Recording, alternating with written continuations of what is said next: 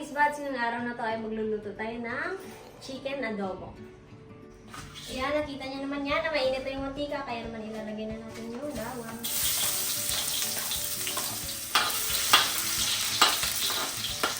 Sabay na rin natin yung sibuyas.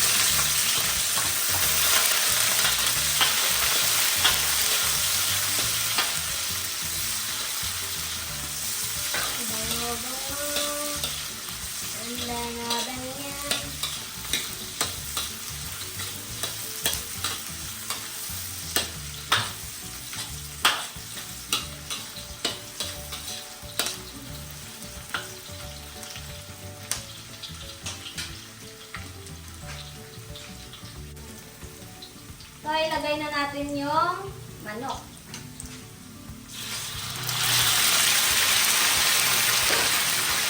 At syempre, simplahan na alam natin na panginita. Yan, ganyan ako magluto ha.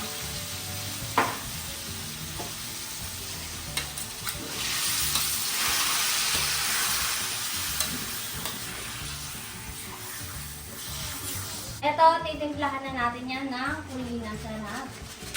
Lagay natin yan. Siyempre, tansyado naman natin yung lasa na. At lalagyan na natin yan ng toyo.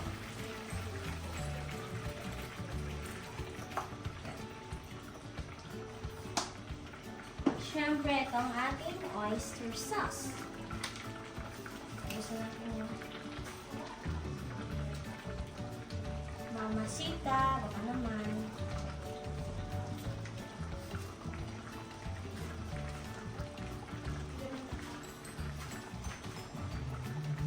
At halu-haluin. Siyempre, lagyan na agad natin yung daon laurel yun para naman bumango na yung ating adobo. Mga 3 piraso. Sa luha. Gawin nyo ng 4. Okay na. Ito guys, maglalagay na tayo ng suka.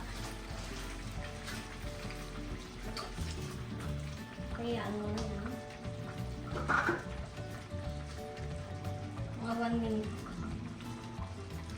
Ito at halu-haluin na natin. Tingnan nyo kung gano'n maganda yung adobo. Hindi pala ako nagdagdag ng tubig dito. Nalambot ko siya mismo sa nilabas na tubig ng ating manok. Ay, ganyan siya kalapot at katagda.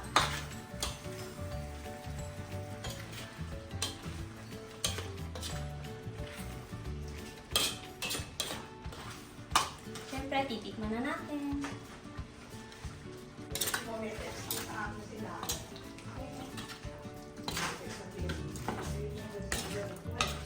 Tikman na natin.